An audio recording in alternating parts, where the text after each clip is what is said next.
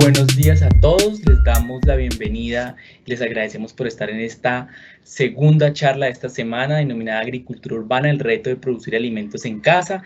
En este momento, como podrán ver, nuestra conferencista está lista para iniciar, pero no sin antes presentarles quién es. Les presentamos entonces a Andrea Tautiva Merchán, es ingeniera agrónoma egresada de la Universidad Nacional C de Bogotá. Es especialista en Educación y Gestión Ambiental de la Universidad Distrital Francisco José de Caldas y tiene un magíster en Medio Ambiente y Desarrollo del Instituto de Estudios Ambientales IDEA de la Universidad Nacional de Colombia. En 2013 se incorporó a Agrosavia. En un inicio trabajó en estrategias de transferencia de tecnología y conocimientos para los espacios demostrativos y de capacitación de agricultura urbana y periurbana de la corporación, y actualmente hace parte del Departamento de Mercadeo, Transferencia de Tecnología, Productos y Servicios de Agrosavia y está vinculada a todo el tema de la red de permanentes. Andrea, bienvenida, gracias por aceptar esta invitación, la palabra es tuya y pues... bueno, antes de iniciar, André, quiero contarle a todas las personas que se están conectando en este momento, tenemos 150 asistentes, les queremos contar cómo va a ser la dinámica de las preguntas. Andrea va a hacer su presentación en este momento. Las preguntas ustedes las pueden hacer y las vamos a contestar a través del chat de preguntas y respuestas de evento en directo que ustedes tienen a mano derecha. Ahí pueden hacer las preguntas por chat. Cuando Andrea termine su presentación, esas preguntas, dependiendo del tiempo que tengamos, pues las podremos leer y les podremos dar respuestas. Si por alguna razón su pregunta no fue contestada de manera directa, por interno le responderemos la pregunta porque sabemos que el tiempo es un poco limitado. También queremos recordarle que esta conferencia quedará grabada y será cargada a nuestro canal de YouTube, que nos pueden encontrar como Agrosavia TV. Entonces, Andrea, bienvenida, tienes la palabra y bueno, esperemos que disfruten todos de esta importante conferencia, Agricultura Urbana, el reto de producir alimentos en casa. Bueno, muchas gracias, Cristian. Buenos días a todos. Pues muy contenta por la gran afluencia de personas que se están conectando. Pues espero que se animen a iniciar ese proyecto de agricultura urbana que habían tenido por ahí en el olvido, así que pues vamos a iniciar. Bueno, entonces pues de nuevo muchísimas gracias por estar aquí, por haber aceptado la invitación. Bueno, como ya lo había mencionado Cristian, el nombre de la ponencia pues es Agricultura Urbana, el reto de producir alimentos en casa. Entonces pues rápidamente pues les voy a contar cuáles son esos temas que vamos a abordar, más que hacer una disertación sobre qué es la agricultura urbana, pues les voy a dar como muchos tips y muchas prácticas que son muy fáciles con cosas que podemos tener en la casa, ya que pues por este momento de la coyuntura pues sabemos que no es posible tener todos los elementos que quisiéramos tener en este momento, así que vamos a hacer lo mejor que se pueda con lo que tenemos a la mano. Así que vamos a hablar rápidamente del concepto de la agricultura urbana. Nos vamos a responder unas preguntas bien importantes antes de empezar una huerta para planearla, dónde sembrar, qué sembrar. Vamos a hablar un poco de esos contenedores, de los recipientes que podemos utilizar para sembrar nuestras plantas, cómo se hace un semillero, algo de compostaje y por último un tema pues bien interesante que son los germinados. Entonces, iniciando con el concepto de agricultura urbana, pues la agricultura urbana es un sistema de producción de alimentos que se da no solamente dentro de las ciudades, sino también a los alrededores, en estas zonas que limitan entre los bordes de las ciudades y también el campo, en donde pues digamos que se asienta una gran cantidad de población. Esta población pues muchas veces ha sido desplazada por distintas razones y pues digamos que tienen todavía ese arraigo del campo y pues pueden empezar a producir alimentos en condiciones de una urbe dentro de un centro urbano.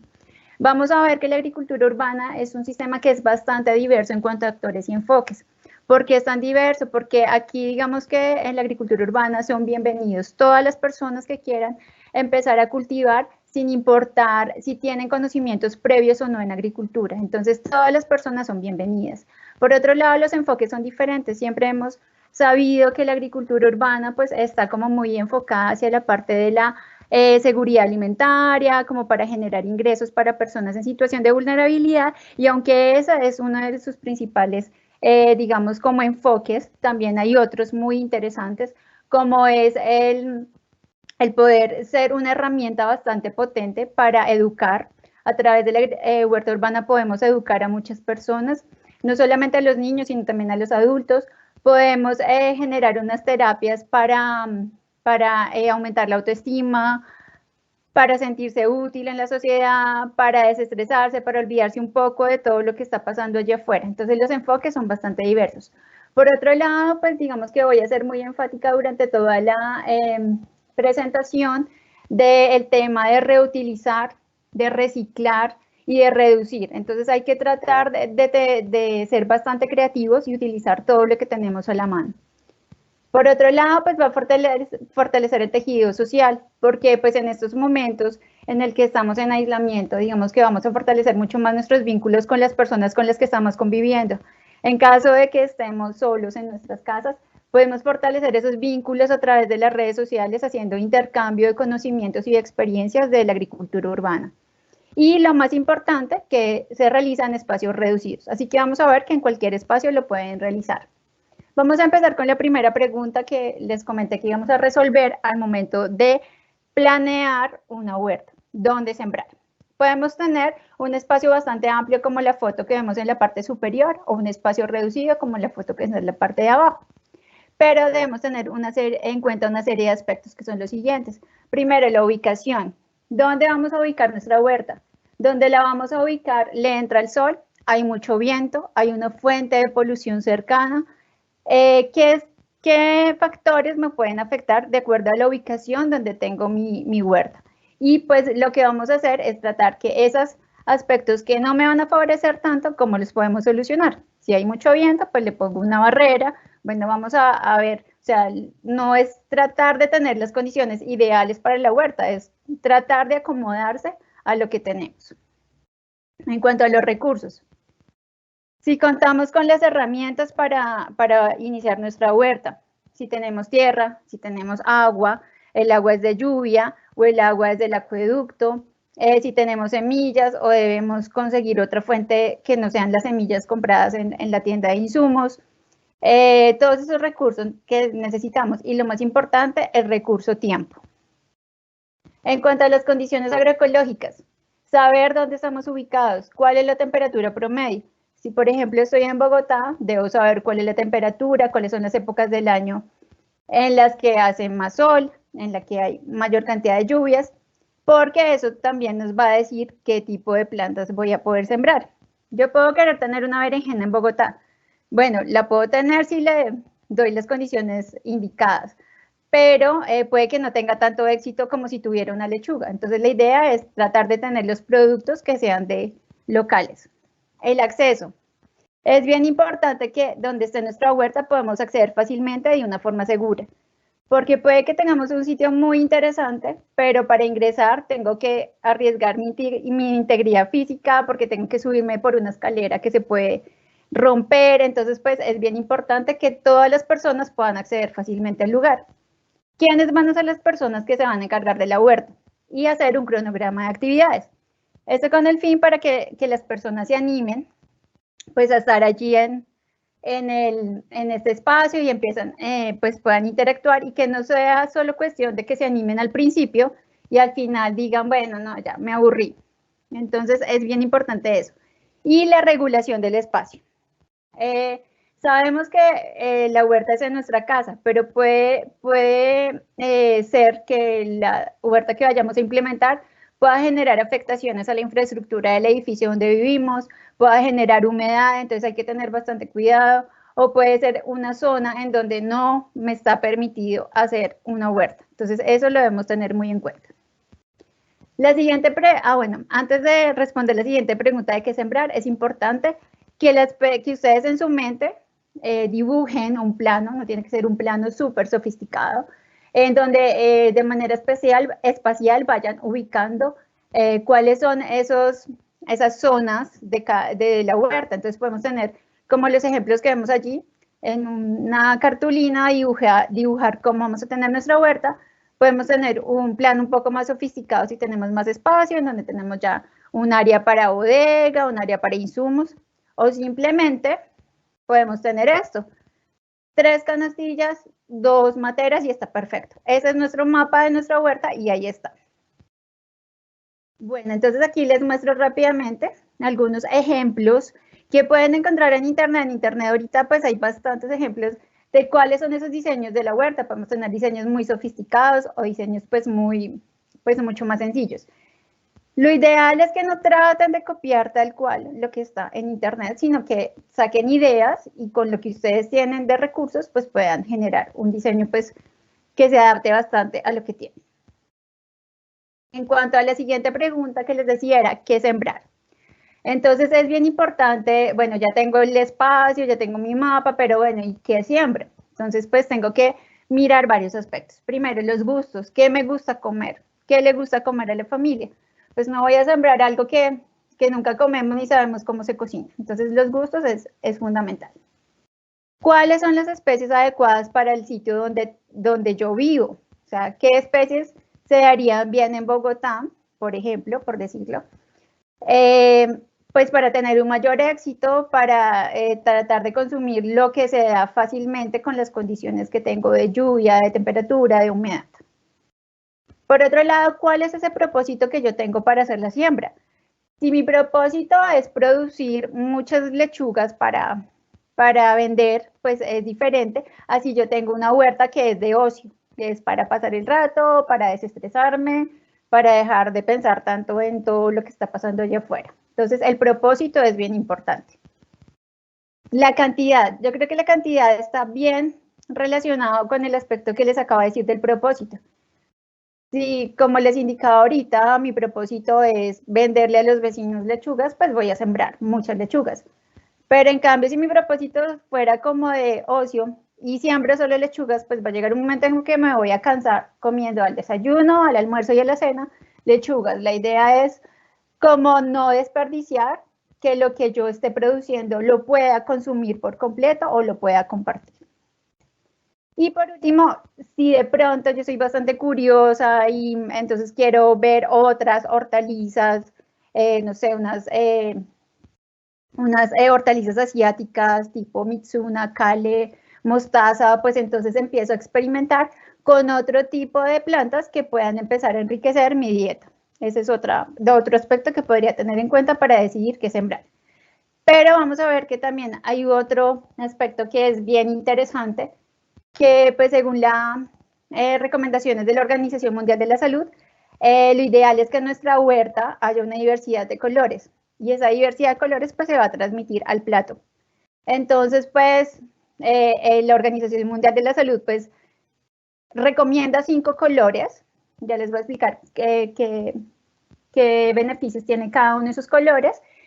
Y también pues un poco como, pues no es que tengan que tener los 5 colores en la huerta de entrada, pero pueden tener 2 o 3 colores.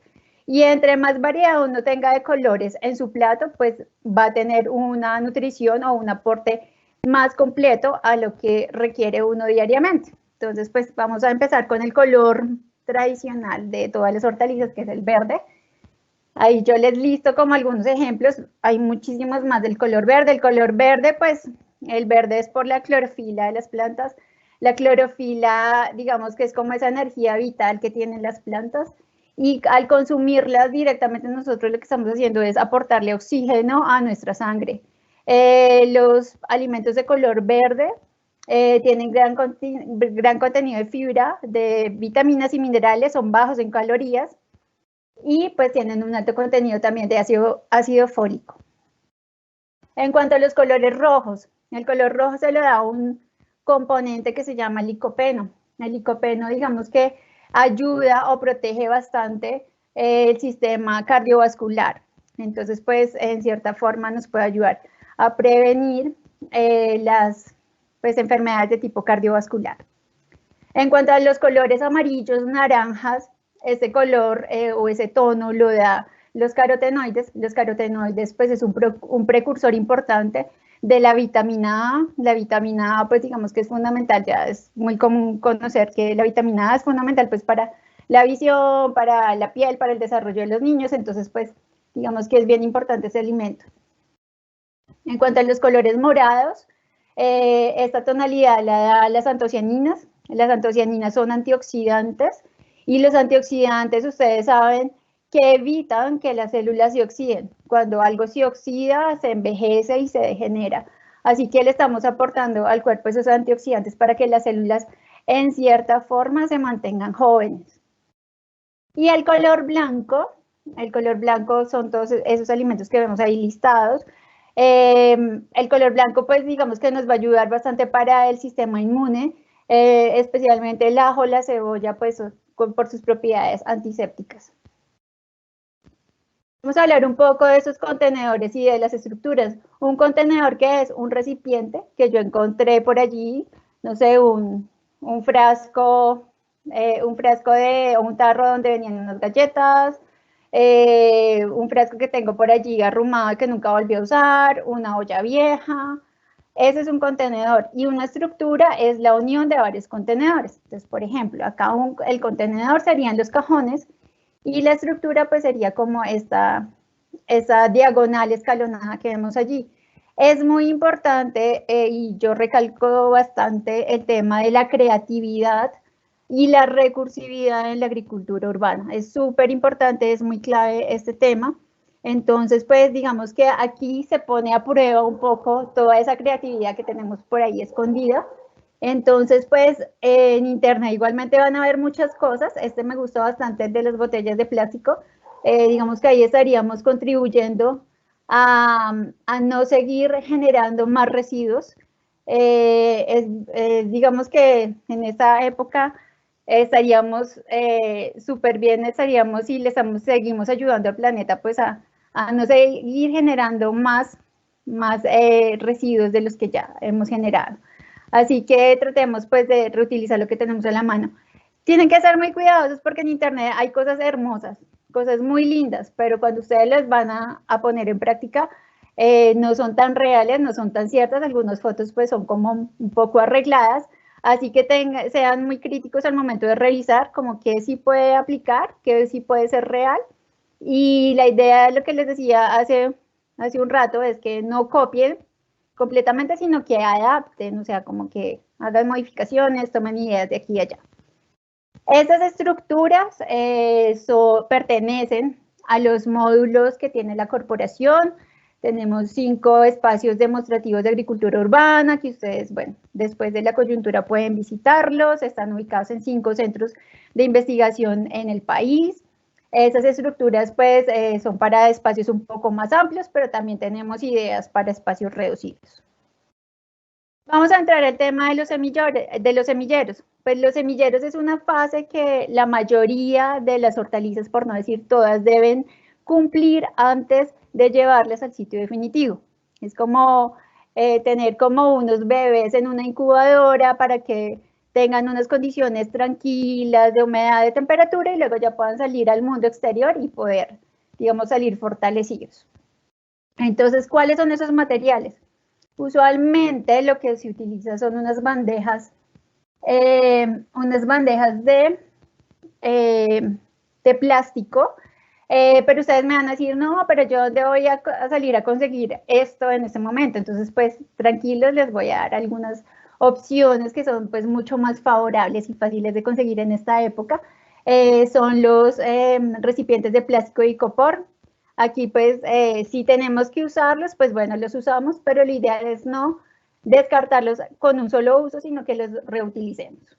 Tenemos las cubetas de huevos que pues en esta época son súper fáciles de conseguir, vasos de plástico y estos conos o estos cilindros de papel periódico que ya les voy a explicar cómo se hacen y son pues súper interesantes porque digamos que el cilindro lo entierro directamente en la tierra y él se va a degradar, así que vamos a tener 0 residuos.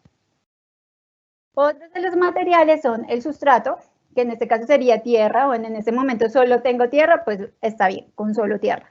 Pero puedo mezclar tierra con cascarilla de arroz en caso de que la tuviera, a la mano. Si no se puede, entonces puedo, o sea, preparo huevos, dejo las cáscaras, las pongo a secar, luego las trituro y las mezclo con tierra. Es una buena fuente de calcio para las plantas, también es otra forma. O si tengo, no sé, si estoy en la zona de la costa y tengo facilidad de tener fibra de coco, mezclo tierra con fibra de coco. Entonces, pues, digamos, lo que les decía, vamos a hacer lo mejor que se pueda con lo que tenemos a la mano. Otro elemento importante es el agua. En la fase de semillero necesitamos bastante agua, las semillas deben estar con mucha agua, tampoco que naden en agua porque si no se van a dañar, pero sí el sustrato bastante húmedo para tener las condiciones ideales y que germine mucho más rápido. Las herramientas, palas de jardinería, un rastrillo, bueno, si no tengo pala, entonces bueno, me encontré un cucharón viejo en la cocina, entonces eso me sirve de pala. Las semillas, igual, las semillas en este momento es un poco difícil conseguirlas, ya también les voy a dar algunos tips de cómo conseguir semillas con lo que tenemos en la casa. ¿Cómo hacer nuestro semillero con papel periódico? Entonces vamos a tomar un cilindro de cartón, de los que viene el papel aluminio, el vinipel, las toallas de cocina. Y le vamos a hacer un corte en diagonal como se ve en la foto. Vamos a tomar una hoja de papel periódico, más o menos de unos 30 centímetros por 30 centímetros aproximadamente, y vamos a empezar a envolverlo sin cubrir la punta. El exceso de papel que quedó al otro extremo de la punta lo vamos a doblar, lo rellenamos con nuestra mezcla de tierra o con lo que vayamos a mezclar la tierra. Luego tomamos suavemente la punta del cilindro de cartón y lo alamos y nos queda nuestro semillero de papel periódico. Entonces ahora les voy a explicar cómo hacemos para sembrar, bien sea en este cilindro de papel periódico, en la bandeja, en el vaso o en lo que hayamos decidido utilizar. Entonces vamos a hacer unos agujeros con el dedo o con un palito, no muy profundos, más o menos máximo de unos 2 centímetros de profundidad. Vamos a poner la semilla en cada uno de los agujeros. Se recomienda que para el tema de las hortalizas como lechuga, tomate, bueno, se pongan 2 semillas en caso de que una de las 2 semillas no germine.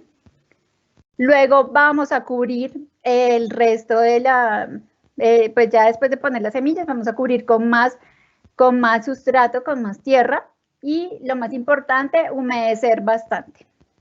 Un tip para que las semillas germinen mucho más rápido es cubrir estos recipientes con una hoja de papel periódico, humedecer bastante la hoja de papel periódico, todos los días ponerle agua, va a quedar así como una piscinita encima y a los 3 o 4 días vamos a ver que se aceleró la germinación y ya hay algunas semillas que han germinado. Por lo general, o es usual que las semillas germinen más o menos 1 semana o 2 semanas después de haberlas puesto, pero con ese tip que les estoy dando, con ese truquito, podemos lograr que germinen más rápido. Volvemos al tema de qué hago si no tengo semillas, si no, pues no puedo salir a comprar semillas porque todo está cerrado, no hay domicilios para semillas. Entonces, pues una de las opciones es propagar directamente de una parte de una planta. Las plantas tienen la capacidad de regenerarse, de conformar una nueva planta a partir de un tejido vegetal. En este caso vemos la foto de unas zanahorias. Cuando pues cocinamos, descartamos esa parte superior de la zanahoria, entonces lo que vamos a hacer es dejar como esas rodajitas, ponerlas en una bandeja, ponerles agua y al cabo de unas 2 semanas ya vamos a tener una planta. Esa planta ya se puede trasplantar directamente y tenemos nuestras zanahorias. Otra forma bastante práctica, sobre todo para las plantas aromáticas y para las condimentarias, es tomar un tallo. O sea, vamos al supermercado, compramos una planta por decir, de hierbabuena, elegimos los tallos que estén en mejores condiciones, que no tengan ningún tipo de daño mecánico. Las vamos a poner dentro de un frasco con agua. Esa agua pues que sea agua pura. Lo ideal es que si vamos a utilizar el agua del acueducto la dejemos reposar un par de horas para que el cloro digamos que se caiga, digamos que no vaya a generar daños en la planta. O sea, como el agua del acueducto pues es tratada con cloro, entonces ese cloro puede ser dañino para las plantas, así que hay que dejarla en reposo y luego sí lo utilizamos. Entonces ponemos nuestro tallito, si hay hojas que quedan en contacto con el agua, las eliminamos para que no se empiecen a dañar. Y hacia los 10 días ya vamos a tener las primeras raíces de este tallo y luego este tallo lo podemos sembrar directamente en la tierra.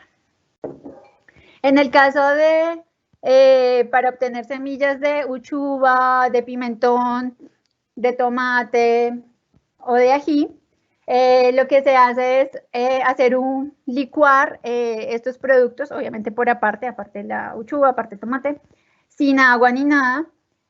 Vamos a colar ese jugo y vemos que las semillas van a quedar en el colador. Las vamos a lavar con abundante agua. Estas semillas se ponen a secar sobre una toalla de papel y más o menos una semana después, cuando ya estén secas, ya las podemos llevar a la fase de semillero. Vamos con el tema del compostaje.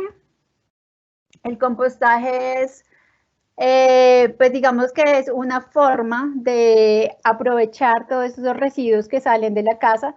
En esta época, pues estamos todo el tiempo en la casa, estamos todo el tiempo pues comiendo un poco más, estamos generando más residuos. Entonces, pues tratemos de no descartar todo. Todo tiene un uso y todo podemos retornarlo, digamos que a la naturaleza. Entonces el compost es como un proceso de descomposición de esa materia orgánica que bajo unas ciertas condiciones de temperatura, de humedad y lo más importante se hace en presencia de aire. Cuando el compostaje empieza a oler a feo es porque falta aire. Este es un proceso que es aeróbico, que requiere que haya aire para que los microorganismos que allí están actuando para descomponer, pues puedan vivir. Cuando no hay oxígeno, pues empiezan a proliferar otros microorganismos que pues no son benéficos. Entonces, pues en la gráfica que ustedes ven ahí es como la curva, digamos, del proceso de descomposición, más o menos en climas fríos, hacia los 4 meses podemos tener un compost ya maduro que podemos utilizar en nuestra huerta. En climas cálidos, en 3 meses es muy rápido el proceso, 3 o 2 meses y medio. El compostaje, digamos que debe llevar dos componentes básicos, unos materiales verdes, pueden ser las cáscaras de huevo, residuos de vegetales y frutas crudos, restos de café, de las infusiones, de las aromáticas, de las bolsitas de aromática, las bolsitas del té, que los componentes verdes pues nos aportan el nitrógeno necesario. Y los componentes o materiales cafés nos aportan el carbono, que es importante tener una buena relación de nitrógeno y carbono en nuestro compostaje. Entonces, ¿cuáles son esos materiales cafés? Ramas y hojas secas, madera y estiércol. Bueno, el estiércol en esta época pues es un poco complejo para conseguir acá en la ciudad, y la tierra. Entonces, es bien importante tener en cuenta esos dos tipos de materiales y pues evitar estos elementos que como creemos, no, pues yo quiero ser ecológico y entonces reutilizar todo lo que sale de mi cocina, no. Al compostaje no le va bien si le ponemos carnes, pedazos de carne, huesos, aceites y grasas, productos lácteos, desechos de nuestras mascotas y productos que sepamos que tienen una alta carga de agroquímicos. Entonces debemos evitar eso porque se nos daña el proceso.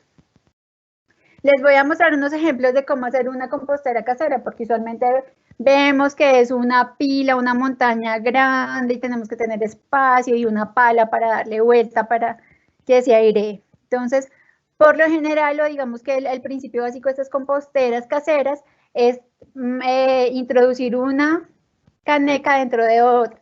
La caneca que está en la parte, digamos, interior, debe llevar unos agujeros para que haya aireación y para que se genere un lixiviado. O sea, en el proceso de descomposición se va a generar un líquido. Ese líquido pues debe drenarse y debe salir, o si no va a empezar a descomponer. Este lixiviado pues también lo podríamos usar como un tipo de abono diluido, obviamente no se utiliza puro. Aquí vemos el ejemplo de lo que les decía de cómo deben ir con muchos agujeros la caneca, una caneca de pintura nos puede servir. Y aquí pues ya hay unos ejemplos de unas composteras un poco más sofisticadas, que pues si podemos hacerlas, genial. ¿Cuál es el orden para hacer nuestro compostaje? Yo siempre digo que el compostaje es como, cuando lo vamos a armar, es como una lasaña, va por capas. Entonces, en la parte inferior del recipiente que va a servir de compostera, vamos a poner todos esos materiales cafés, como hojas secas, palos. Luego vamos a poner algo de materiales verdes, que son los residuos de la cocina, unos restos de poda y tierra. Entonces, este proceso, como tenemos la caneca con los agujeros, pues se va a airear y va a ser muy fácil. Bueno, entonces vamos llegando pues ya un poco al final de la conferencia. Vamos a hablar del tema de los germinados. Este es un tema pues que a mí me parece muy interesante y apasionante, pues en estos días he incursionado en el tema y pues me ha salido bastante bien.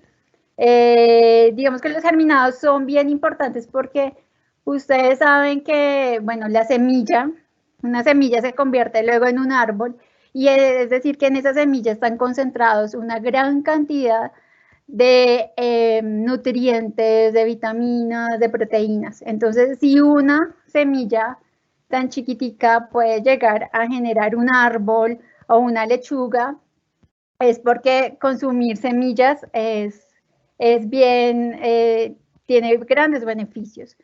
Uno de ellos es que durante el proceso de germinación, las plantas transforman unos componentes que son muy complejos en unos compuestos que son mucho más asimilables. Y en el caso de los humanos, si comemos germinados, digamos que van muy bien para el sistema digestivo, porque pues nos va a ayudar a generar una mejor digestión, nos va a subir el sistema, o sea, el sistema inmunológico se va a fortalecer. Entonces, ese proceso de transformación que hace la semilla, nosotros lo estamos consumiendo. Tiene un alto contenido de nutrientes, como les indicaba. Entonces, es un alimento que es bastante completo y digamos que se resume como un alimento vivo. Los alimentos, entre más tengan una cocción más prolongada, va a tener menor disponibilidad de nutrientes para nosotros. Así que entre más alimentos crudos pues podamos incluir en nuestra dieta, pues mucho mejor, porque estamos tomando el alimento de la fuente directa y sin ser, digamos, transformadas o dañadas en cierta forma esas sustancias. A continuación les voy a mostrar un video con el proceso de germinación. Este video pues fue con algún material que yo logré tomar, porque esos días pues me animé a hacer el tema de los germinados. Así que bueno, espero que lo disfruten.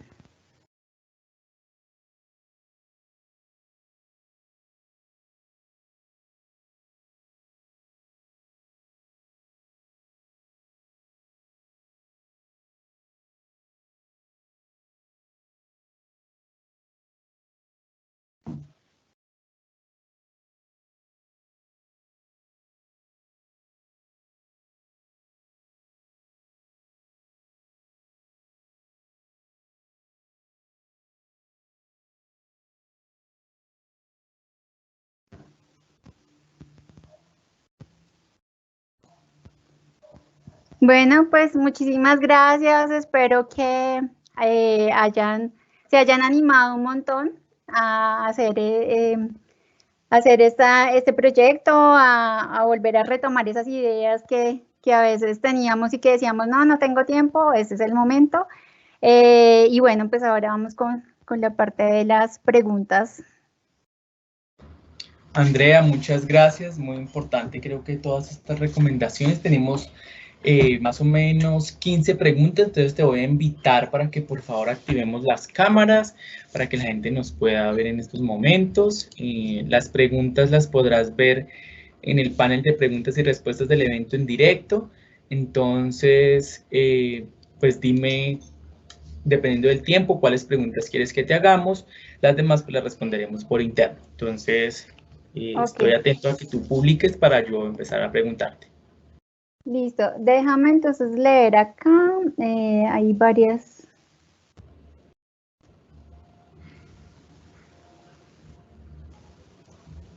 Bueno, aquí ya te di publicar a una.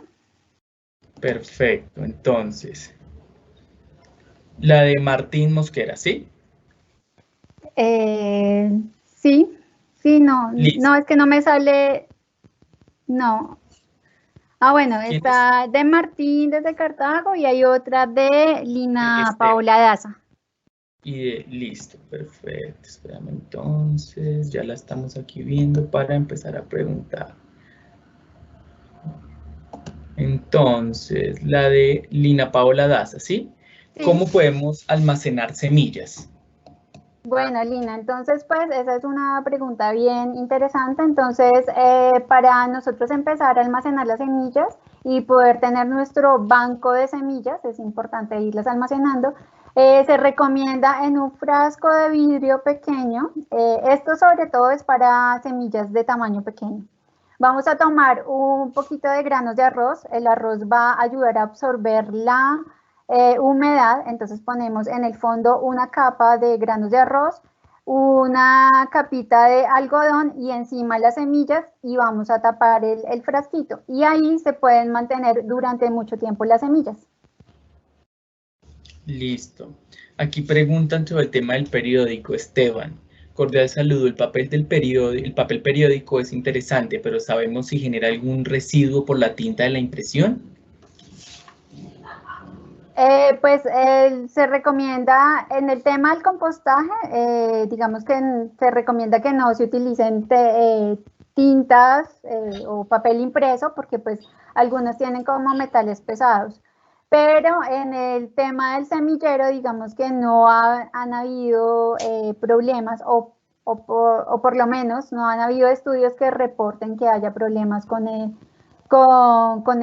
la tinta. Pero si vamos a hacer compostaje, en el caso del compostaje, sí es mejor evitar el uso de papeles con tinta que estén impresos. Ok, dice, otra pregunta, un problema de todo tipo en la agricultura es la parte fitosanitaria, cómo controlar la mosca blanca, los áfidos, las cochinillas y otros insectos plaga, respetando los limitantes ambientales que presentan los plaguicidas empleados en la agricultura formal.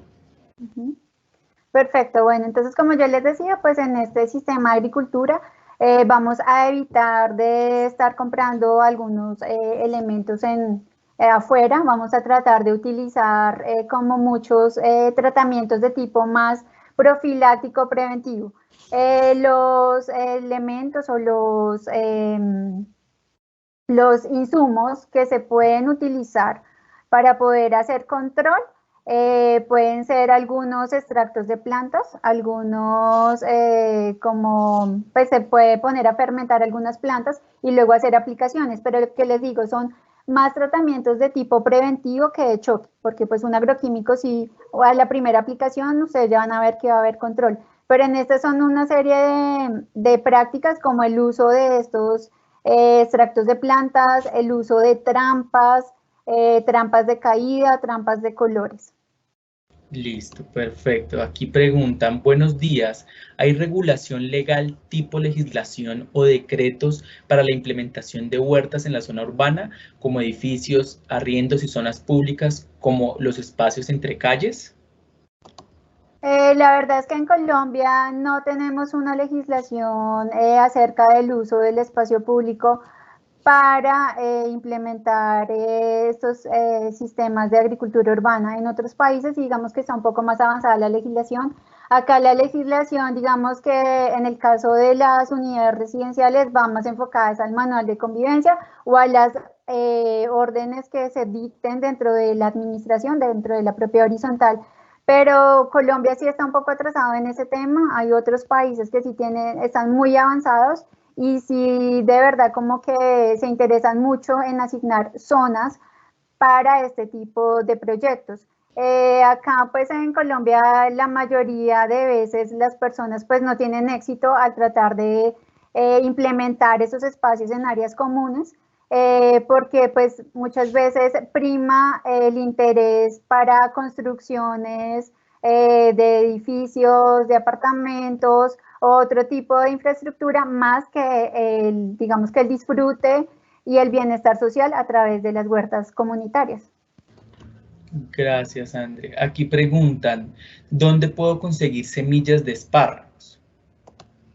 Bueno, ese dato sí no lo tengo, no lo sé. Yo creería que en algunos almacenes de insumos se pueda tener esta semilla de espárrago, pero realmente no lo sé. Habría que consultar si se puede propagar de las formas que les expliqué. Listo, nos pregunta, ¿se debe tener en cuenta la profundidad de las raíces para elegir el contenedor? Sí, claro que sí, se debe tener muy en cuenta. Por lo general, siempre, si es una planta que las raíces no son muy profundas, como mínimo el contenedor debe tener 20 centímetros de profundidad. Pero sí es bien importante que consulten cuál es esa profundidad de las raíces. Hay unas plantas que las raíces son muy superficiales y se pueden dar fácilmente en un vaso plástico, como una lechuga. La lechuga, digamos que es súper versátil y en cualquier contenedor se puede desarrollar bien. André, en este momento nos preguntan, buenos días, en el caso de la piña, ¿cómo buscamos la semilla o cómo la podemos sacar? En el caso de la piña, lo que podemos hacer es muy similar a la zanahoria que les mostraba en la foto, es cortar la parte superior y en donde están como las hojitas, la corona, la vamos a poner en un frasquito con poca agua y vamos a ver que a la semana ya van a tener raíces y luego ahí ya la podemos trasplantar al sitio definitivo. Listo, nos dicen, en un proceso de compostaje, ¿cómo se reconocen los microorganismos que no son beneficiosos? Bueno, las señales para saber que no estamos haciendo algo bien en el compostaje es que va a empezar a producirse olores desagradables, porque el compostaje durante su proceso de descomposición va a oler algo que se está descomponiendo, pero no algo que está dañado. Entonces, esos malos olores los producen las bacterias y los hongos que no nos están contribuyendo a generar un buen proceso de descomposición. Lo otro pues es la proliferación de moscas, pues eso también es otro indicador de que estamos haciendo algo mal. Cuando le ponemos mucha agua, porque al compostaje también hay que ponerle agua, si está muy húmedo también va a empezar a generarse como descomposición. Si vemos como que hay una capa como de hongos azules, como cuando se está empezando a descomponer una naranja, que vemos como algo de una capita de moho, también ese es otro indicador. Entonces, por eso era bien importante lo que yo les decía, de elegir esos materiales que son los adecuados para el compostaje y evitar esos otros compuestos que les ponía ahí en la lista. André nos dice, en el caso de materiales cafés en el compostaje, ¿el material de estiércol de los cuyes sirve? Sí, sí sirve. Digamos que eso es una buena opción si lo tienen, si les es fácil conseguirlo. Lo único es que el estiércol que vayan a usar, sea de vaca, de cuyes, de gallinas, tratar que estos animales hayan sido alimentados con pastos o con alimentos que no estén altamente procesados ni que tengan una carga de agroquímicos, es decir, que el pasto no haya sido fertilizado o fumigado con alguna sustancia de síntesis química, porque pues eso pues va a pasar a nuestro compostaje y pues nos va a dañar el proceso. Bueno, queremos decirles que tenemos más o menos 65 preguntas. Va a ser muy difícil responderlas todas porque tenemos muy poco tiempo. Sin embargo, esta presentación va a quedar publicada a través de nuestro canal de YouTube, que nos pueden encontrar como Agrosavia TV, y en nuestras redes sociales pues van a poder ver en vivo, diferido, lo que hicimos esta mañana. Entonces vamos a hacer las preguntas que logremos alcanzar a responder. Las demás las tendremos ahí, las vamos a responder por correo personalizadas, y pues la presentación la van a poder ver hoy o mañana en nuestras redes sociales. Entonces, para que estén pendientes. Listo, Andrés, nos preguntan, ¿cómo se puede controlar en un apartamento cerrado para el compostaje? Normalmente siempre huele mal y llegan mosquitos. Ok, en un apartamento o en un espacio cerrado se utilizan ese tipo de estructuras que yo les mostraba, que era una caneca dentro de otra caneca. La caneca que está en la parte interna va a tener muchos agujeros y vamos a tener, digamos, como en la parte inferior, un drenaje para que empiece a salir todo este lixiviado, esta agüita que se va generando. Lo que podemos hacer es utilizar cal. La cal ayuda a absorber los malos olores. Entonces, digamos que esa sería como una forma de contrarrestar un poco. Y lo otro es, pues, tratar de que, o sea, si el recipiente tiene la cantidad de agujeros, la cantidad de aireación, seguro no va a oler mal. Pues no les voy a decir que al 100% no va a oler nunca mal, pero sí va, o sea, el olor no es desagradable, no va a ser como que algo se está dañando. Listo, André. Nos preguntan en este momento, Nancy nos está preguntando si las llantas pueden usarse como contenedores. Las llantas se pueden usar, pero en mi opinión solamente para plantas ornamentales.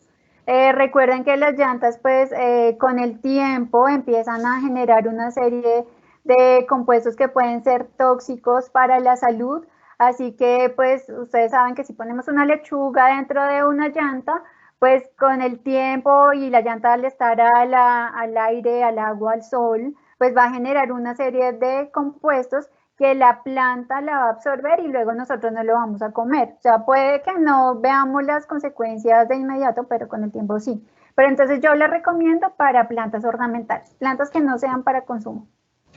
Nos pregunta Erika, gracias Andrea por tu presentación. ¿Nos puedes confirmar las cantidades de uso de compostaje y las relaciones de los lixiviados y qué otra se puede consumir? ¿De otra manera se puede consumir la lenteja germinada? ¿Cruda?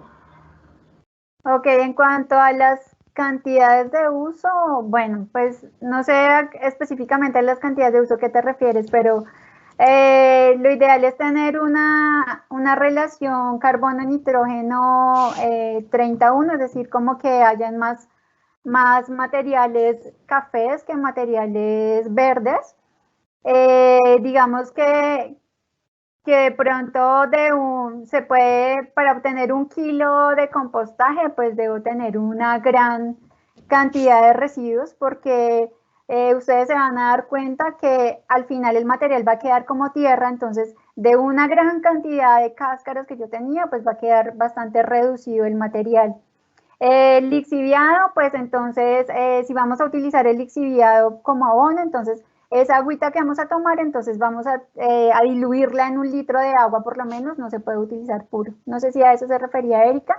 Y en cuanto a los germinados se pueden utilizar en ensaladas, se pueden moler y se pueden hacer hamburguesas de lentejas, se puede hacer en un batido, entonces hay gran variedades, es bastante versátil este alimento. Listo, nos pregunta Alejandra, dice, buenos días, ¿qué tipo de tierra usar si tengo una materia en casa? Si tengo una materia en casa, ¿eso me sirve? Sí, en estos momentos esa tierra sirve. Lo que les decía, vamos a utilizar lo que tenemos a la mano. Ya cuando pase todo esto, si podemos salir a comprar tierra, comprar cascarilla de arroz y mezclarla, sería perfecto. Pero en este momento está bien. Listo, pregunta Miguel, quisiera saber qué podría cultivar en un apartamento donde no llegue directamente el sol. Ok, ahí podría ser el tema de las hierbas aromáticas y las condimentarias. También se podría llegar a tener lechugas. O sea, lo importante no es que si no entra el sol directo vaya a haber lío, sino que por lo menos sí haya como una ventana, así no entre el sol directamente, pero sí haya como una fuente de luz, sí se puede tener, digamos, como esas hortalizas pequeñas y sobre todo las hierbas aromáticas. Listo.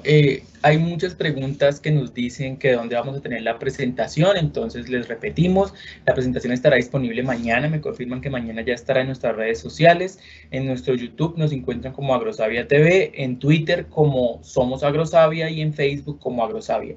Ahí vamos a colgar la presentación y pues van a poder ver todo en diferido el evento en directo. Aquí nos pregunta Lorena, sobre los germinados, ¿nos puedes explicar un poco más, por favor? ¿Hay que hacer lavados varias veces y luego dejarlos escurriendo hasta que germinen? Bueno, digamos que ahí fue como, el video fue como un abrebocas, pero bueno, sí es cierto, hay que lavarlo varias veces. Entonces, les voy a resumir. Entonces, vamos a tomar como un cuarto de taza de semillas, digamos, de lenteja, un frasco de vidrio, una tela tipo lienzo, una tela que deje transpirar y una bandita de caucho o un pedacito de cuerda. Entonces, vamos a tomar las semillas, las vamos a lavar primero muy bien y luego esas semillas las ponemos en el frasco, las vamos a llenar el frasco con el doble de la cantidad de semillas, entonces vamos a llenarlo más o menos hasta la mitad con agua pura.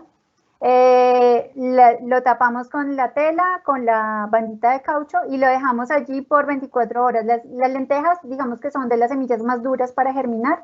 Si fuera con quinoa, son solo 8 horas. Pero vamos a hablar de las lentejas. Entonces las lentejas se dejan 24 horas. A las 24 horas descarto esta agua y pongo las semillas, pongo el frasco más o menos inclinado a unos 45 grados para que drene el exceso de agua. Y todos los días, durante 5 días, lavo las semillas 2 veces. Es decir, que le pongo agua, bato el frasco, boto esa agua y lo vuelvo a poner el frasco en una posición inclinada. Eso así por 5 días. Entonces, esa es la forma como de que se tendría. Obviamente, cuando ustedes hagan el proceso de lavado, tienen que tener las manos muy limpias. Las condiciones donde se está haciendo los germinados, lo ideal es que sea en la cocina, pero que también esté muy, muy limpio el sitio, porque tengan cuidado, es un alimento que es algo muy delicado, que si nosotros no tenemos las condiciones de asepsia y de higiene adecuadas, pues lo que vamos a hacer es empezar a proliferar bacterias y hongos que después vamos a consumir y que nos van a hacer daño. Entonces es importante que ustedes estén también verificando el olor, el color, si ven que se están poniendo negras, descartan por completo todas las semillas y vuelven a iniciar el proceso. Entonces tienen que tener mucho cuidado si hay olores extraños.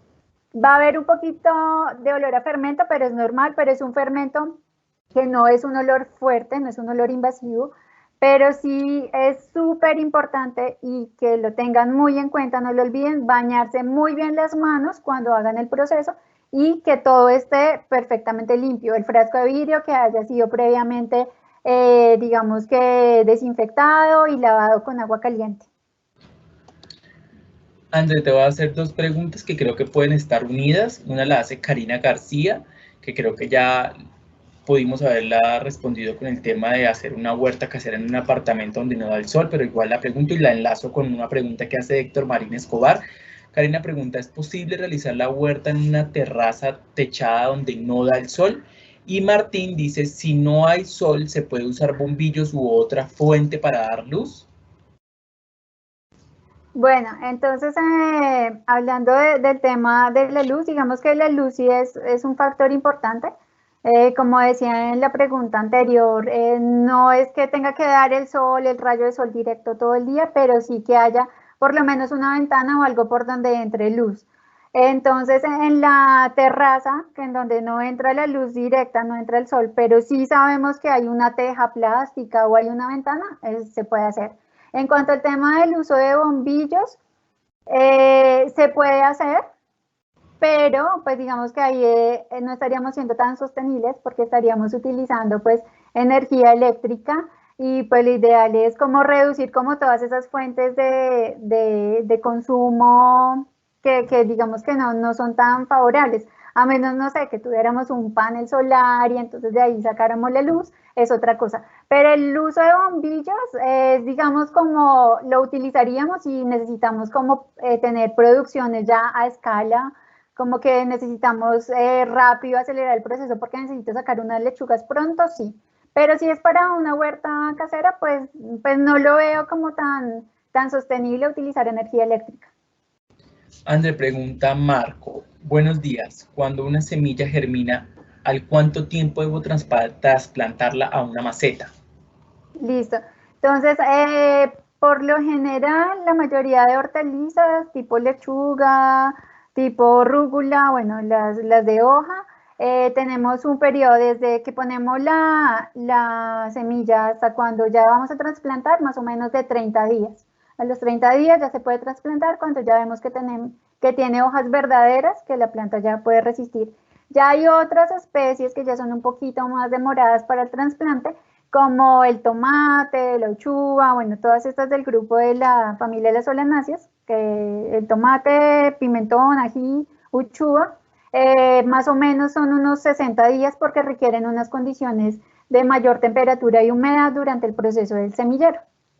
Listo. Tenemos más o menos 70 preguntas, pero por tiempo va a ser imposible responderlas todas. Entonces, les pedimos que por favor las dejen ahí. Nosotros vamos a tratar de responderlas después con Andrea por correo electrónico a cada una de las personas que nos quedan acá en el repositorio. Voy a escoger 5 preguntas que creo que no se han hecho para que Andrea las pueda responder. Y lo que les digo, nosotros trataremos de responderles por correo electrónico. Igual la presentación va a quedar cargada en nuestro canal de YouTube, que nos pueden encontrar como Agrosavia TV. Luis Enrique Contreras dice, hola, mi nombre es Luis Enrique Contreras desde la zona rural de Sincelejo. Mi pregunta es respecto a los germinados, ¿qué semillas se pueden germinar y cómo se consumen, crudos o precocidos? Ok, bueno, los germinados se pueden utilizar semillas de diferentes granos. Pues originalmente los germinados eran a base de trigo, pero pues bueno, el trigo es un poco complejo de conseguir. Una semilla que no haya sido tratada de trigo es difícil. Pero digamos que las más comunes son quinoa, lenteja, alfalfa, fenogreco.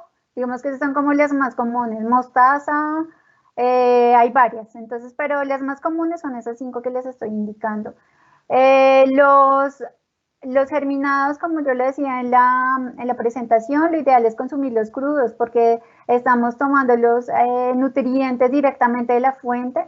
Toda esa energía vital que tiene una semilla para poder germinar la vamos a consumir directamente.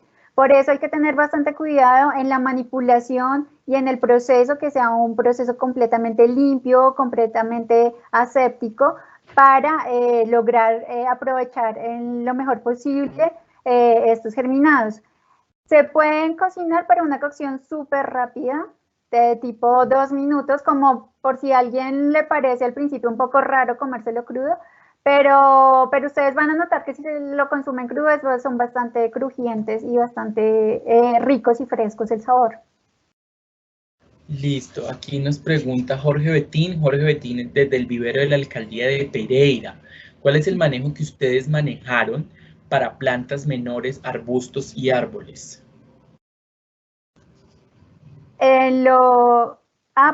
Para plantas pequeñas, para arbustos. Sí. Bueno, pues digamos que en la agricultura urbana nos hemos enfocado bastante en el tema de frutales pequeños como tipo fresas y hortalizas. En cuanto a la parte de árboles, pues ya ese sería como un tipo de agricultura ya más como periurbana de las zonas externas. Pero en nuestros centros de investigación donde tenemos árboles, pues lo que se hace es como conseguir de vivero la planta, porque nosotros pues nos encargamos de propagar sobre todo de hortalizas y plantas pequeñas. Árboles digamos que no es nuestro fuerte. Listo, aquí preguntan, ¿se puede recuperar un compostaje que ya se dañó? Pregunta Erika. No se puede porque como yo les indicaba, pues ya han entrado a actuar algunos microorganismos que no son benéficos y que nos pueden traer enfermedades a nosotros y también enfermedades a las plantas.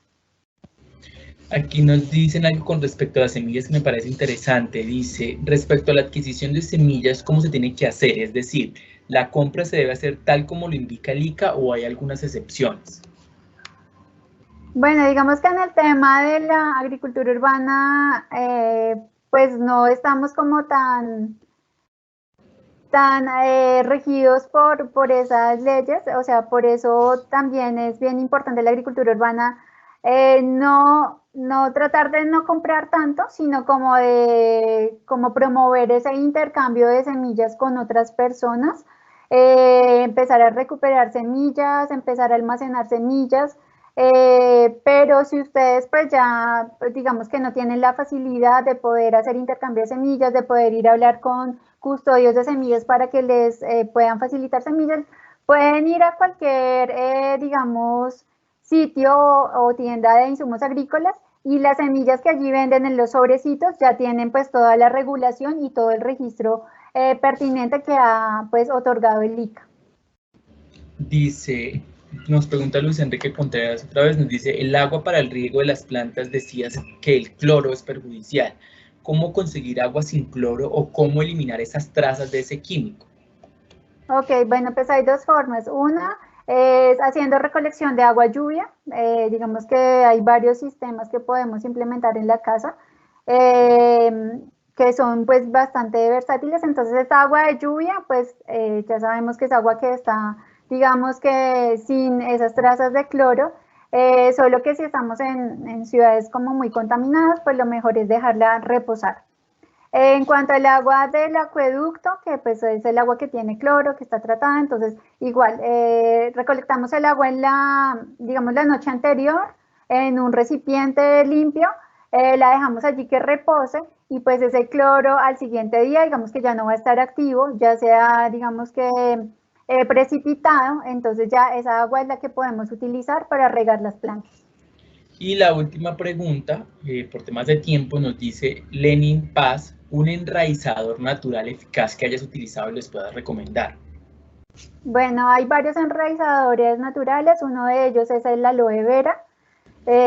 Digamos que se puede conseguir una penca, una hoja de sábila, se sacan los cristales y lo que vamos a hacer es como tomar el tallo de una planta que queramos propagar o enraizar, puede ser una planta aromática, hierbabuena, y vamos como a untar un poco con ese cristal de sábila el tallo y vamos a sembrar la planta, pero la planta no va a ir así perpendicular a la tierra, sino que la vamos a sembrar de forma inclinada a 45 grados para que ahí las hormonas hagan su trabajo y empiece a enraizar.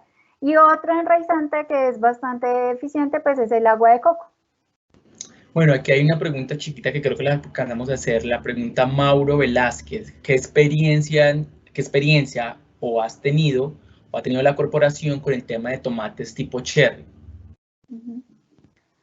Bueno, el tomate tipo cherry, pues digamos que es bastante, digamos que es más fuerte que el tomate común, porque pues el tomate común vamos a tener que tener unas condiciones de invernadero. Digamos que el tomate de cherry es bien interesante porque pues resiste más en ambientes exteriores.